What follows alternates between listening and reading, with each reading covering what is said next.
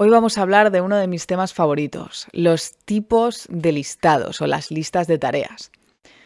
Si hace poco hablábamos de 6 elementos para mejorar tu agenda y hacerla más profesional, hoy decimos que hay 2 elementos básicos para que tu agenda funcione correctamente. Uno es el calendario y el otro son las listas de tareas.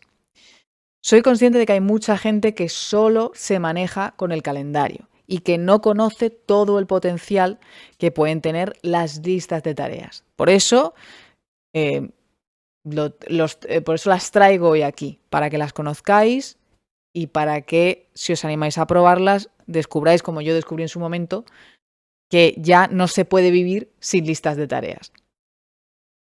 Así que primero vamos a definir qué tipos de listados podría contener tu agenda y luego te voy a contar 2 cositas adicionales sobre cómo integrarlos de una mejor manera, esos listados de tareas, en tu sistema, en tu agenda. El primer tipo de listado sería el listado por proyecto. Las tareas que van a estar dentro de ese listado siempre están relacionadas con un proyecto en común. Por ejemplo, imagina que mi proyecto se llama Podcast de Productividad Personal. Mi lista se llama Podcast de Productividad Personal. Entonces yo voy a colocar dentro todas las tareas que estén relacionadas por proyecto en esa lista. Además, le daré un día, una fecha, una hora, si es lo que quiero y necesito. Y esa es la parte del calendario. Pero estamos en la parte de listados. Entonces yo podría tener una lista de tareas dentro de mi propio sistema en la que estén tareas relacionadas por un proyecto en común. Además, podría tener un listado por contexto, relacionando tareas que ocurren dentro de un mismo contexto. Por ejemplo, podría tener agrupadas las tareas que ocurran dentro de casa. Podría tener agrupadas las tareas que ocurren en un entorno online. Imaginaos que una persona que por trabajo pues necesita viajar mucho. Pues sería una gran idea poner un listado de tareas offline para cuando esté en ese avión o en ese tren con dificultades para conectarse a internet, pudiera con un check, con un clic, ver qué tareas tiene pendientes que puede hacer offline o que puede hacer viajando. Esta es la idea de las listas por contexto. Además tenemos las checklists. Las famosas checklists o las listas de verificación son estas que suelen repetirse y que por lo tanto es una buena idea tener una que puedas hacer clic o quitar ese clic y entonces veas si se ha completado o no se ha completado. Una que entendemos rápidamente todos es la lista de la compra. La lista de la compra siempre va a ser una checklist, porque se repite normalmente, ¿verdad? Y entonces, si tienes una misma, pues puedes marcar o desmarcar lo que necesites ese mes o lo que vayas a comprar esa semana, etc. Otra lista de verificación muy útil, pues puede ser, por ejemplo, lista de cosas que te llevas cuando te vas de vacaciones. Se repite una vez al año o 2 o 3, depende de lo que viaje cada uno, y entonces siempre te sueles llevar las mismas cosas. Por lo tanto, ¿para qué repensar cada vez que te vas de vacaciones las cosas que te vas a llevar? Puedes tenerlas en una checklist. De la misma forma, podemos tener una checklist para absolutamente todo proceso que se repita y que mínimamente pues tenga un número de elementos o tareas significativo, ¿verdad? Porque no vamos a tener, voy a poner un ejemplo un poco absurdo, pero para que se entienda lo que estoy diciendo.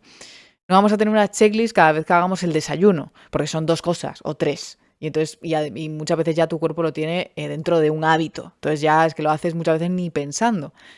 Pero para cuando a lo mejor tenemos que mandar un email que mandamos de vez en cuando en el trabajo y que no se nos puede olvidar incluir ciertos elementos o una misma estructura de email, etcétera, pues pudiéramos tener una checklist para esa estructura de email, por ejemplo.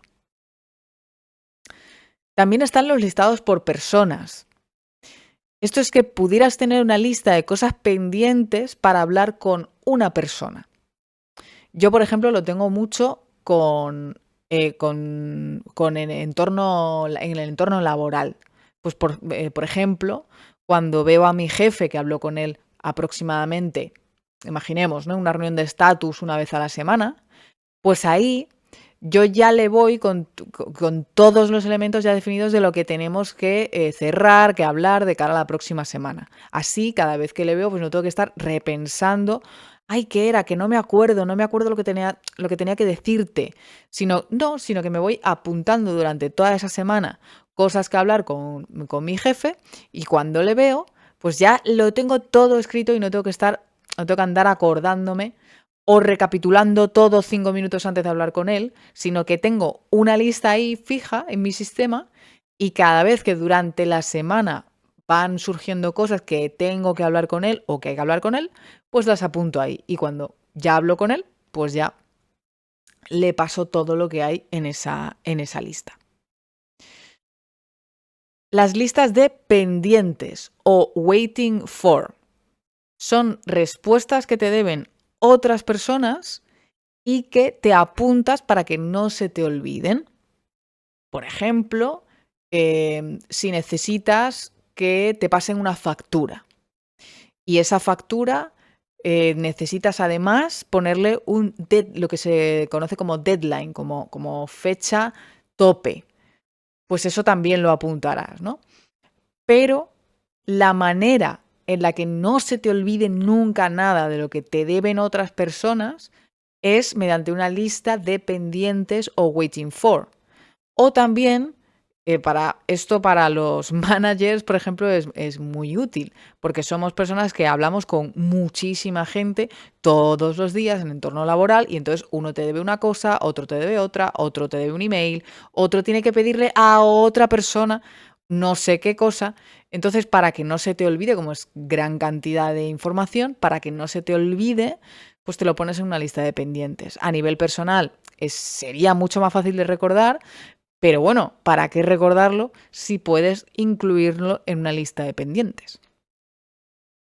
También tenemos las listas por referencias, que estas no implican acción, simplemente es directamente información. Por ejemplo, típicos listados pues, de libros leídos, de películas vistas. ¿Para qué? Pues para tú tenerlo como colección, como cariño, no sé, para un día que no sepas qué película quieres ver, y entonces vas a esa lista y consultas películas de Navidad, por ejemplo, ¿verdad?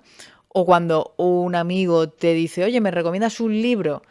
Claro, a mí cuando me piden que recomiende un libro, yo ya tengo un listado de muchimillones de libros que he leído, me voy por género si quiero, bueno, tampoco es tan difícil, ¿no? Pero tampoco hay que complicarlo demasiado, quiero decir, pero sería básicamente eso. El otro día una amiga me pidió una recomendación de restaurantes aquí en Madrid, que venía para acá.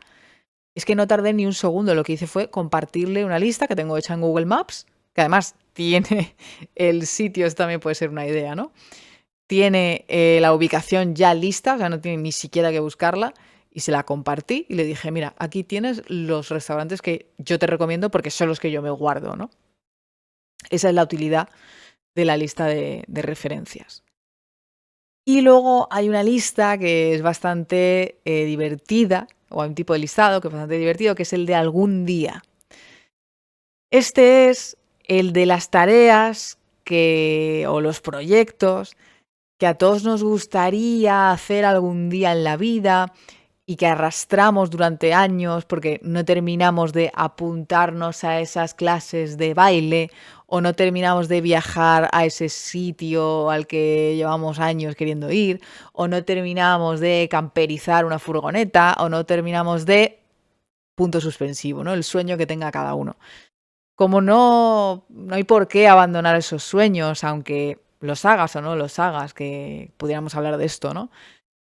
Pero como no hay por qué despedirse de esos sueños, tienen su espacio también, o podrían tener su espacio en esta agenda o en tu sistema de organización.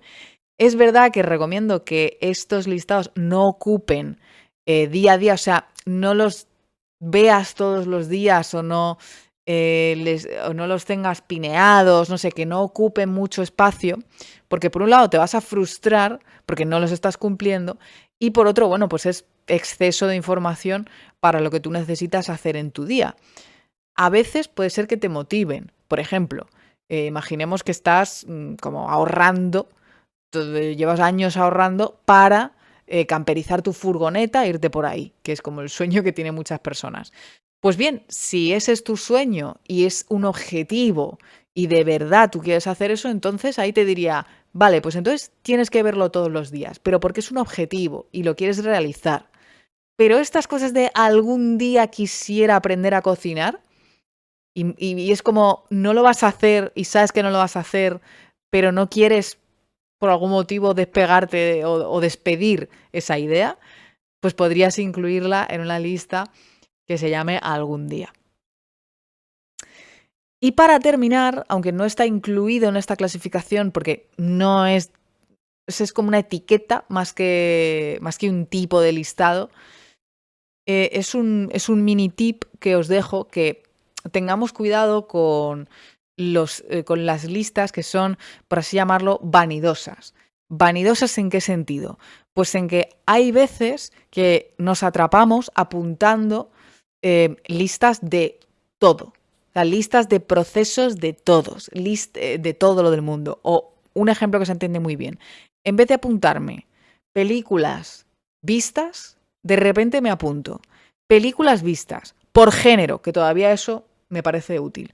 Pero listas vistas, películas vistas por género, autor, director, puntuación, no lo sé, guionista, en qué año se lanzó, Director's Cut, en fin, etcétera, etcétera, etcétera. Entonces, hay veces que nos atrapamos mucho en estos listados. Yo he visto, creo que lo he mencionado en algún episodio, que he visto auténticas locuras en Notion de, oye, o esto te encanta, o sea, o es tu hobby número uno, o estás perdiendo aquí una de tiempo categorizando las películas vistas por muchísimos parámetros que, en fin, pues no tiene realmente mucha utilidad. Entonces hay veces, no sé por qué ocurre esto, pero hay veces que como no sabemos abandonar esos registros tan infinitos y un día a lo mejor tienes que decir, oye, ¿por qué estoy categorizando todo perfecto? Sobre todo